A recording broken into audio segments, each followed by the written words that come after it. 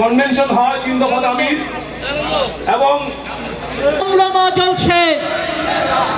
এই সরকার স্লোগান তুলেছে।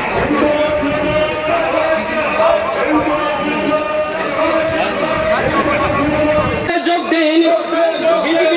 ত্রিপুরাকে ন্যাশনাল স্বর্গরাজ্য বানিয়ে দিয়েছে, তার বিরুদ্ধে জনগণ এগিয়ে আসুন।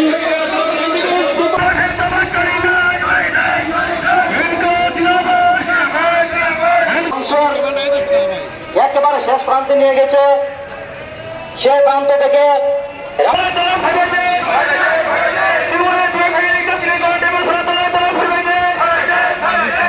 অভিজ্ঞতা হচ্ছে এই সরকারের শাসনে গোটা রাজ্য এই লড়াই করবে কে?